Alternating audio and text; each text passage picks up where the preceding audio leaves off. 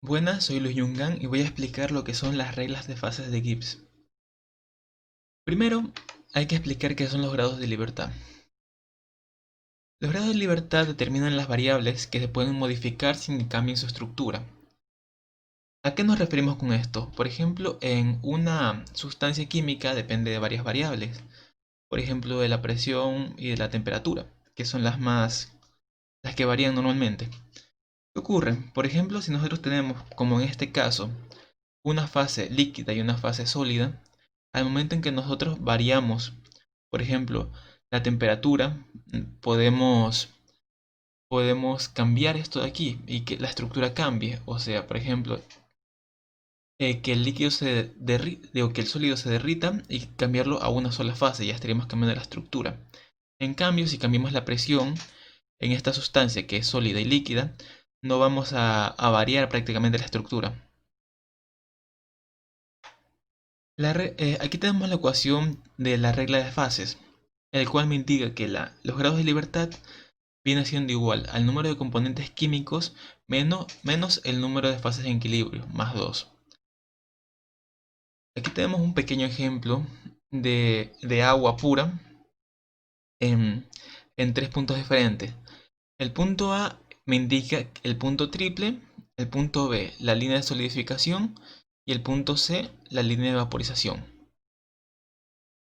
Calculando los grados de libertad, por ejemplo, en el punto triple, calculamos que el número de componentes es 1, porque solo es agua, menos las tres fases que tenemos en el punto triple, más 2, lo cual nos dejaría un grado de libertad de 0. O sea que no podemos variar ninguna variable y que esto se mantenga, que la estructura se mantenga. Y tenemos que recordar bien que el punto triple es un estado muy, muy exacto, por decirlo de alguna manera, en el cual estas tres fases conviven entre sí.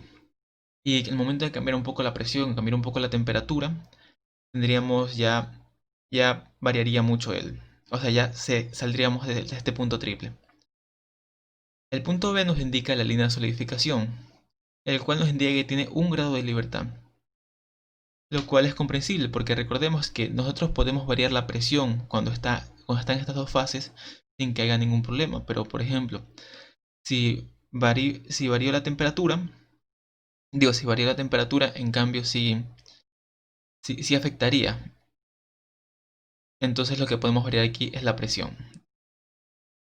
En cambio, en mi punto C, en la línea de vaporización, nos indica que podemos variar dos variables, el cual sería, por ejemplo, la presión y la temperatura. Aunque aquí no creo que tanto sea la temperatura. Por ejemplo, la presión también la podremos variar, ya que el líquido no se va a comprimir más y el vapor tampoco se va a condensar por la presión. Gracias. Buenas tardes, mi nombre es María José Chamirán y voy a hablar acerca de la constante de equilibrio. Antes de hablar de constante de equilibrio debemos recordar que es una reacción química. Una reacción química es todo proceso termodinámico en el cual dos o más sustancias se transforman cambiando su estructura molecular y enlaces para dar lugar a una tercera sustancia que llamaremos productos. Cuando las reacciones químicas ocurren en recipientes cerrados, estas logran alcanzar un estado de equilibrio que se caracteriza porque las concentraciones de los reactivos y de los productos permanecen inalteradas a lo largo del tiempo. Es decir, bajo determinadas condiciones de presión y de temperatura, la reacción no progresa más. En otras palabras, ocurren dos reacciones inversas simultáneamente a la misma velocidad. Es aquí en donde entra el concepto de constante de equilibrio.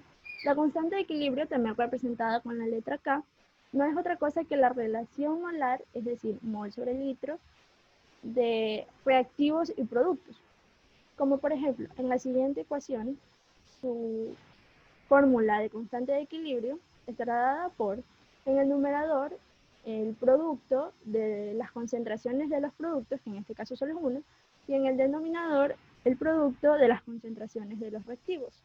Cada término de la ecuación elevado a su respectivo coeficiente estequiométrico.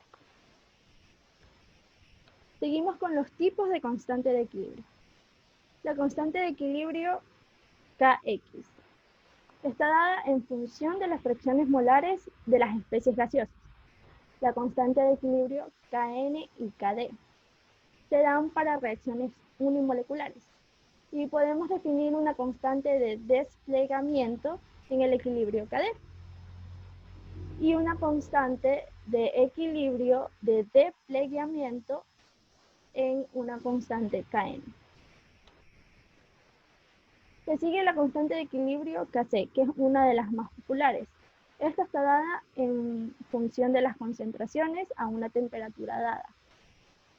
Y en ella solo se van a tomar en cuenta los elementos que se encuentren en estado gaseoso, ya que los líquidos y los sólidos no serán tomados en cuenta. En su fórmula encontraremos en el numerador el producto de los productos y en su denominador el producto de los reactivos, cada elemento elevado a su respectivo coeficiente estequiométrico. La constante de equilibrio Kp. Esta constante la utilizamos en las reacciones en las que intervienen gases, ya que es mucho más sencillo medir presiones que medir concentraciones. Y tenemos dos métodos para medir la Kp. La primera es con la ley de Dalton, también conocida como la ley de las presiones parciales, en donde nuestra fórmula será la presión parcial de tanto productos como reactivos elevados a sus coeficientes estequiométricos. De la misma manera que Kc, en el numerador irán los productos y en el denominador los reactivos. Como segunda opción tenemos la ecuación de los gases ideales, en donde vamos a proceder a despejar la presión y como nos podemos dar cuenta queda una relación molar entre el número de moles y el volumen, que podremos reemplazar como Kc, ya que eso vimos en un paso anterior. Y el RT lo vamos a elevar a un delta N, que no será otra cosa que la diferencia entre los moles de los productos menos los moles de los reactivos. Para finalizar, tenemos tips de resolución de ejercicios que son importantes al momento de resolverlos si tenemos incógnitas de Kc o de Kp. Si el ejercicio nos da un volumen, lo primero que tenemos que hacer es determinar el Kc. Si nos da una presión, lo primero que tenemos que hacer es determinar Kp. Si nos da volumen, presión y temperatura, lo primero que tenemos que hacer es resolver la ecuación de los gases ideales. Y también debemos tener en cuenta de que si no existe una variación entre el número de moles en la ecuación, significa que Kc y Kp serán iguales. Gracias. Buenos días, ingeniero. Mi nombre es Juan de la Ulla. Voy a hablar, o mejor dicho, voy a exponer el tema equilibrio químico en disoluciones de electrolitos. Las disoluciones en electrolitos tienen un soluto que se disocia en cationes y aniones, pero que a su vez esta disolución debe cumplir con una condición de electroneutralidad, o sea que la solución debe ser eléctricamente neutra con carga cero. La carga de los cationes debe ser igual a la carga de los aniones. Bien, en esta diapositiva vamos a considerar la disociación de un electrolito eléctricamente neutro. Vamos a representar, como se ve en la diapositiva, al electrolito como MX, el cual se disocia en un catión y un anión. Donde, ¿qué significa B? B son los iones positivos del catión, o sea, B+, y B- son los iones negativos, o también conocido como aniones. Cada uno tiene su Z respectiva, que viene a ser la carga. Z positivo y Z negativo. Bien. Ahora, potenciales químicos en disoluciones de electrolitos. El potencial químico de un soluto se define como esta fórmula que está aquí. Bueno, básicamente aquí lo que está planteado en las diapositivas es una demostración de cómo hallar la actividad iónica media, pero esto ya está definida, tanto la actividad iónica media como la molalidad iónica media y el coeficiente de actividad iónico medio. Bien, seguimos. Teoría de Vieille-Huckel. Bueno, la teoría de Vieille-Huckel nos indica que básicamente fue propuesta por Peter Debye y Erich Huckel como una explicación teórica de las desviaciones de la idealidad en soluciones de electrolitos y plasmas. Es un modelo linealizado de Paison-Boltzmann que asume un modelo extremadamente simplificado de una solución eléctrica, pero, sin embargo, dio predicciones precisas de los coeficientes de actividad promedio para iones en solución diluida. La ecuación de Vieille-Huckel proporciona un punto de partida para los tratamientos modernos de la no idealidad de las soluciones de electrolitos. ¿Ok?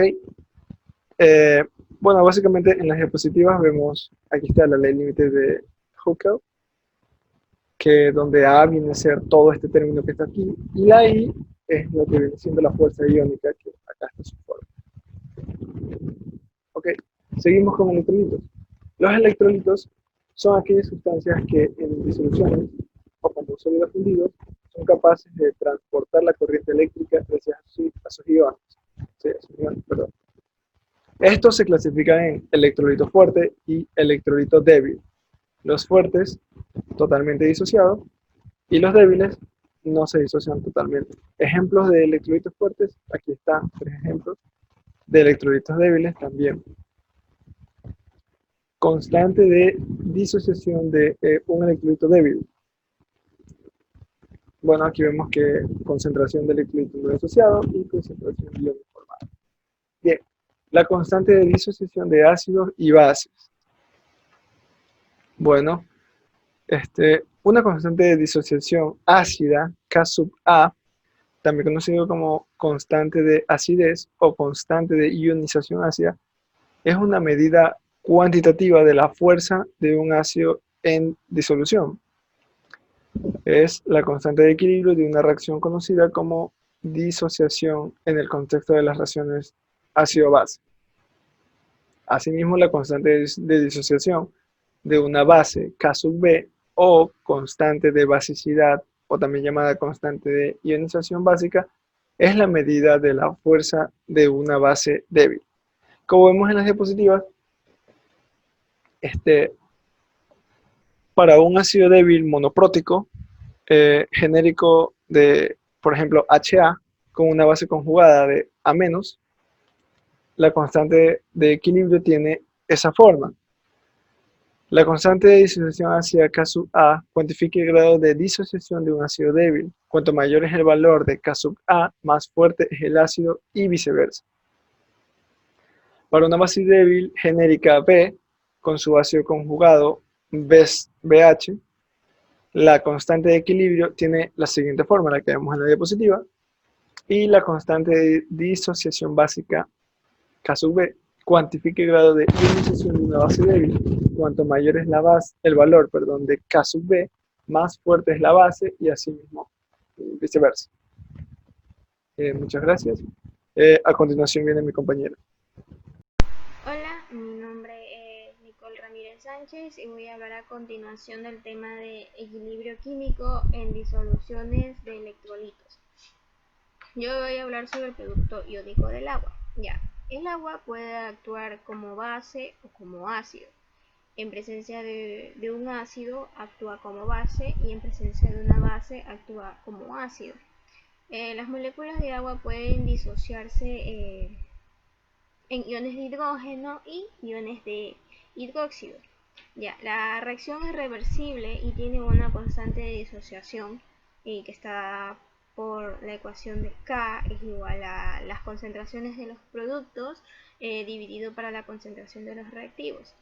Se conoce que la concentración molar del agua es 55.5 molares y si se sustituye eso en la concentración del agua, pues queda como el 55.5 como denominador. Y despejando ese denominador que pasa al otro lado a multiplicar la K, se sabe que el agua tiene una disociación muy pequeña, por lo que ese 55.5 se lo considera una constante.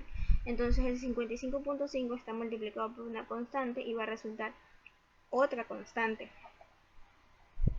Y que a esta se la va a denominar con la letra KW, y que calculado experimentalmente es igual a 1 por 10 a la menos 14. Este valor se mantendrá constante siempre y cuando la temperatura sea de 25 grados Celsius, sin importar que otras sustancias estén presentes en la disolución.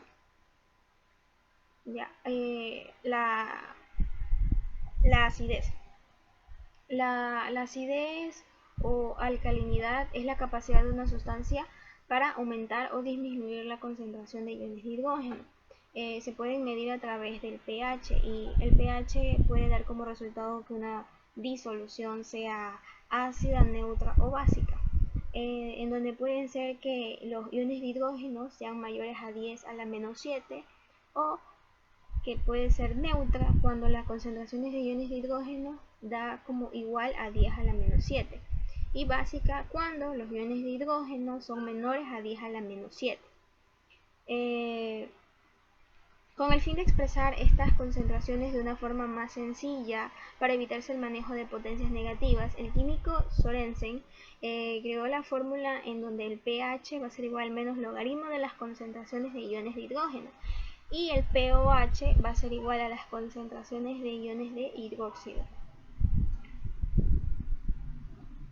en donde puede ser transformado a expresiones de pKW, en donde se va a multiplicar por menos logaritmo a toda la expresión, y por propiedades del logaritmo se van a eliminar y nos va a quedar como el pKW va a ser igual al pH más el pOH, que va a ser igual a 14.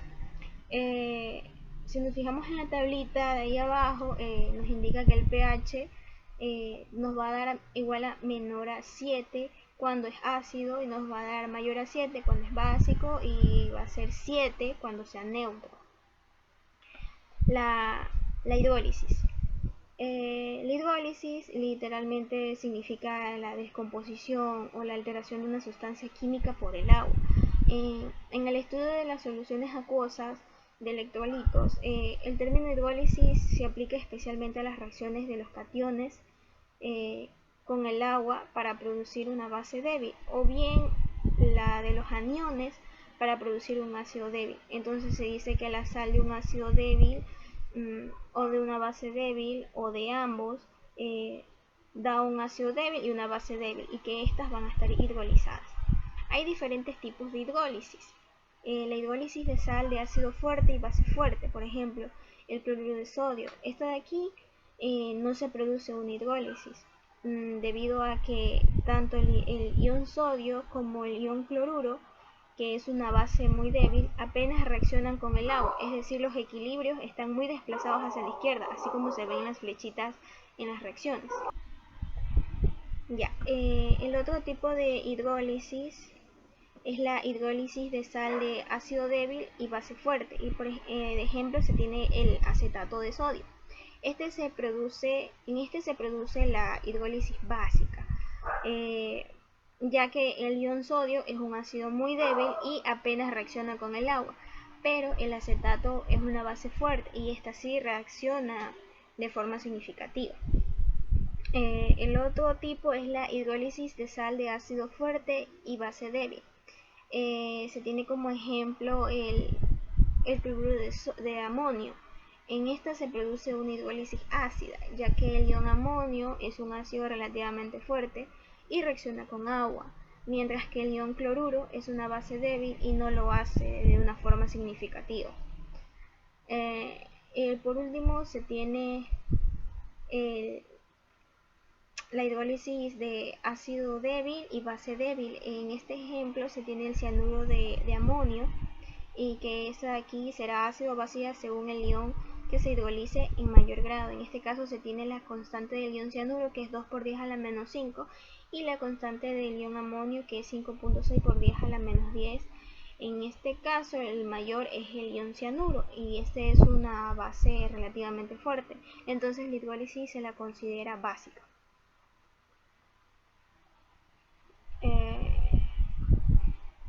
Ya, ahora voy a hablar sobre las disoluciones amortiguadoras o también conocidas como tampón. Estas soluciones son aquellas que están compuestas por una mezcla de un ácido débil con su base conjugada. Su principal característica es que se mantiene estable el pH de una disolución ante la adición de cierta cantidad de ácido o base fuerte.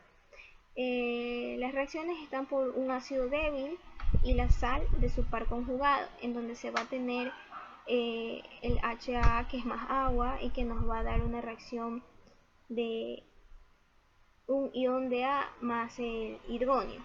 Y en este ejemplo se tiene el ácido acético más el acetato de sodio.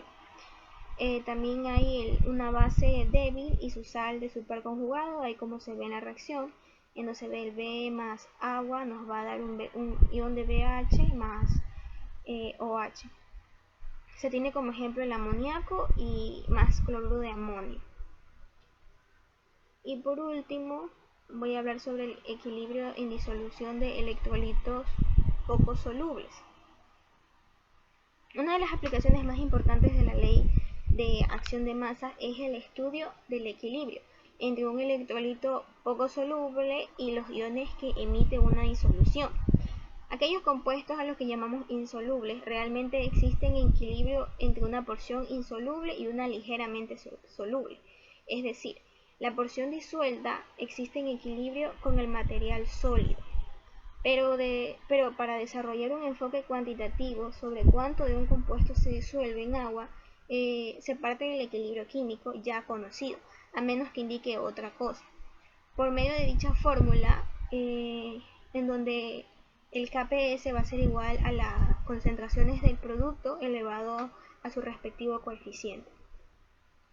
Gracias. Muy buenas tardes, mi nombre es Vivian Pérez y junto a mi compañera vamos a exponer acerca del equilibrio químico en mezcla de gases ideales. Una pequeña introducción. La segunda ley de la termodinámica nos permite concluir que la entropía de un sistema y sus alrededores es máxima en el equilibrio. A partir de la condición de entropía máxima, encontramos de que para que una reacción en un sistema cerrado se encuentre en equilibrio, debe cumplir lo siguiente: que la sumatoria de los coeficientes estequiométricos de la reacción multiplicado por el potencial químico debe ser igual a 0. Si se encuentra puro, el potencial químico es la energía libre molar, pero si se halla en una mezcla, entonces el potencial químico es la energía libre molar parcial. La mezcla de gases ideales debe cumplir con dos características. La primera es que debe obedecer a la ecuación de estado. Como ya sabemos, es presión por volumen va a ser igual al número de moles totales por R y por T. La segunda característica se puede ver reflejada en este gráfico, en el cual tenemos separado la mezcla de los gases ideales y un gas puro I. I es cualquier componente de la mezcla. Lo que nos quiere decir es que en el equilibrio, la presión parcial del gas I dentro de la mezcla va a ser igual a la presión del sistema en el que se encuentra el gas puro. Esto se puede ver en esta ecuación de aquí. El asterisco indica de que está puro. Y P sub I viene a ser lo que es la presión parcial, que es igual a la fracción molar por la presión total. En las reacciones químicas de fase gaseosa es muy común o es muy frecuente de que se alcance el equilibrio a altas temperaturas. Y eso tiene sentido, ya que a altas temperaturas un gas tiene un comportamiento ideal, mientras que a presiones altas tiene un comportamiento real.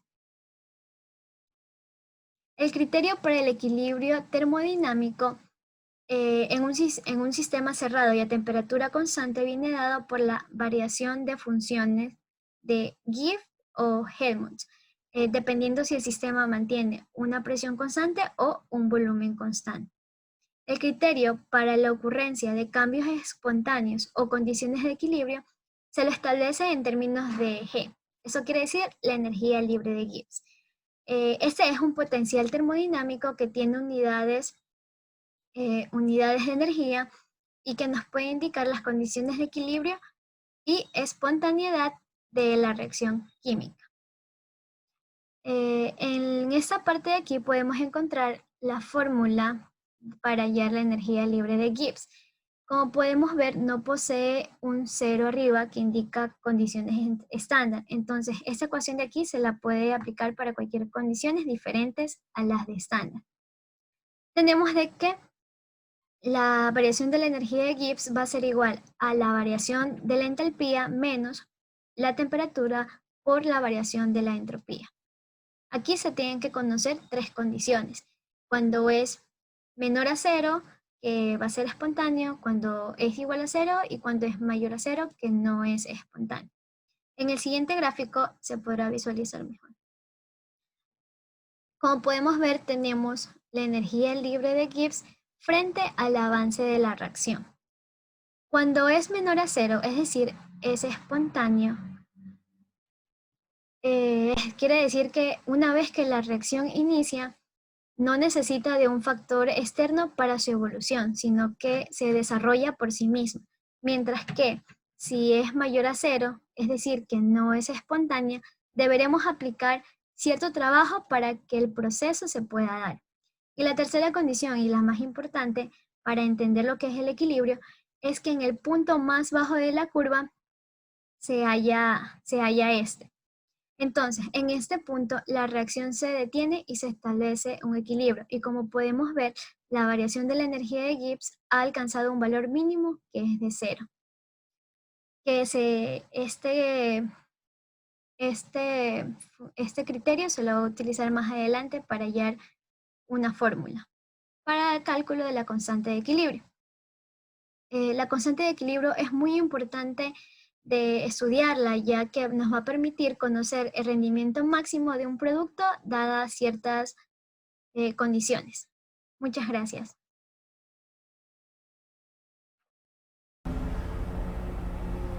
Me presento, mi nombre es Nelly Daniela Muñoz Verduga y va a seguir la continuación de la exposición. Las fórmulas, ya. Como primero tenemos la variación de energía de Gibbs va a ser igual a la sumatoria de los productos menos a la sumatoria de los reactivos. Eso quiere decir, por ejemplo, si tenemos AB como reactivos, nos va a dar C y D como productos. Entonces vamos a sumar C y D y lo vamos a restar con AB. Ya. Cuando tenemos que la variación de energía de Gibbs en la parte superior, como podemos ver aquí, eso quiere decir que la variación de energía de Gibbs libre es molar cuando se trabaja con moles. Ya. A continuación voy a explicar la primera fórmula, que es cuando una reacción no está en equilibrio. Eso quiere decir que la variación de energía de Gibbs es mayor o menor a cero. La fórmula que nos da aquí nos dice que la variación de energía de Gibbs va a ser igual a la variación de energía libre de Gibbs a un bar más la constante de gases ideales por temperatura por logaritmo de Q. Cuando trabajamos con logaritmo de Q podemos trabajar con dos tipos de Q, con la QP o con la QC. La QP es de presiones parciales en atmósfera, es cuando hay una mezcla de gases ideales, y cuando es la QC es cuando es el coeficiente de reacción de concentraciones en moles por litro. Ya, la QP es igual a la división entre productos sobre reactivos, todos elevados debidamente con sus coeficientes estequiométricos, y con los QC se trabaja con las concentraciones de los productos unidos sobre los reactivos elevado con sus coeficientes estequiométricos respectivamente. Cuando hablamos que una reacción está en equilibrio, ya dije que es cuando la variación de energía de Gibbs es menor o mayor a cero. Entonces, cuando la energía de variación de Gibbs es igual a cero, eso quiere decir que vamos a trabajar con una reacción en equilibrio. ¿Cuándo llega una reacción en equilibrio? Como explicaba anteriormente mi compañera en el gráfico, cuando en el gráfico se veía que había una curva o una pequeña V, eso de ahí es el punto cuando la variación de energía de Gibbs es igual a cero, es decir, que está en equilibrio. Y cuando una reacción química está en equilibrio es cuando alcanza un mínimo, y ese es el mínimo. Entonces, tenemos que la variación de energía de Gibbs a un bar es igual a menos la constante de gas ideales por temperatura por logaritmo de K. Aquí trabajamos con K, que K viene a ser lo que son las constantes de presiones parciales en equilibrio. Eso quiere decir que cuando la temperatura y presiones son constantes se trabaja con K. Y la K, o Kp, en otras palabras, es igual a Euler elevado a menos la variación de energía de X a un bar sobre la constante de gases ideales por temperatura. Cuando está en equilibrio, eso quiere decir que la Kp va a ser igual a la Qp, que se encuentra en equilibrio la reacción. Aquí hay que tomar en cuenta que, por ejemplo, si tenemos una reacción inversa, sería 1 sobre Kp, y que los gases inertes afectan a la reacción, pero no afectan en sí a la Kp. A continuación voy a explicar un ejercicio utilizando estas fórmulas. Ya. Aquí dice que debemos determinar la constante de equilibrio Kp para el proceso de disociación de la reacción a una temperatura de 25 grados centígrados. Como ya podemos ver, está a 25 grados centígrados y vamos a trabajar a un bar. Eso quiere decir que trabajamos constante esas dos, tanto temperatura como presión. Entonces tenemos la ecuación que nos da un nitrógeno diatómico gaseoso, que nos va a dar un nitrógeno gaseoso, pero balanceado correctamente le ponemos un 2 al nitrógeno. Una vez balanceado procedemos a hacer la sumatoria de los productos menos la sumatoria de los reactivos. Como pueden ver, aquí dice la variación de Gibbs de formación a un bar de nitrógeno menos la variación de Gibbs de formación a un bar de nitrógeno diatómico. Estos valores de aquí los hallamos en la tabla, que es de propiedades termodinámicas del estado normal a 25 grados centígrados y a un bar, como nos dice el ejercicio. Entonces, estos valores que tenemos aquí los vamos a reemplazar, y como ya podemos ver que para el nitrógeno es 455,563 y para el nitrógeno diatómico es 0, como la mayoría de los elementos diatómicos en una reacción.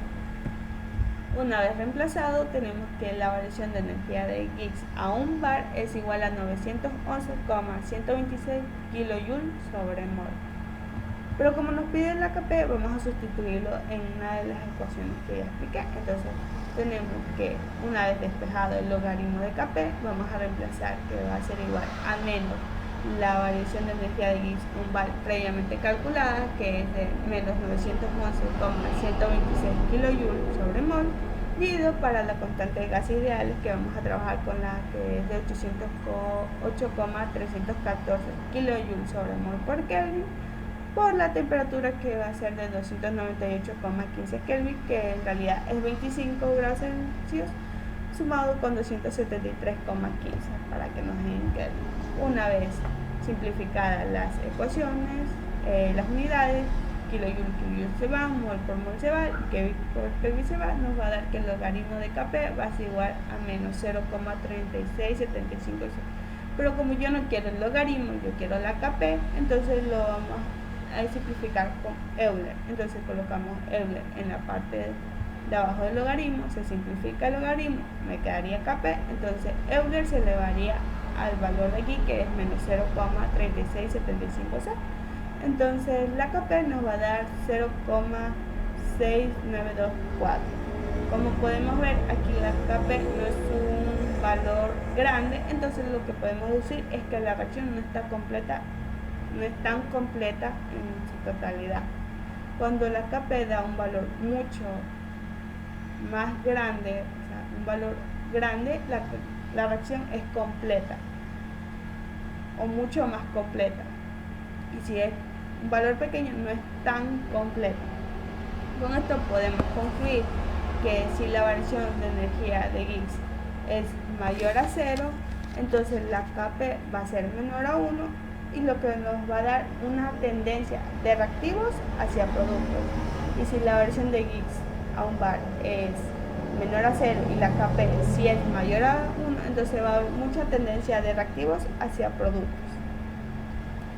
Con esto podemos decir que si la Q es mayor que la Kp, entonces la variación de energía de Gibbs es mayor a 0, entonces no va a haber espontaneidad. Pero sí va a haber espontaneidad en el caso contrario, de productos hacia reactivos. En cambio, si tenemos que la Q es menor que la Kp, entonces la variación de energía de Gibbs va a ser menor a 0, entonces va a haber espontaneidad de reactivos hacia productos. Y si la Q es igual que la Kp, entonces podemos hablar que estamos hablando de un sistema o una reacción en equilibrio en su totalidad. Gracias.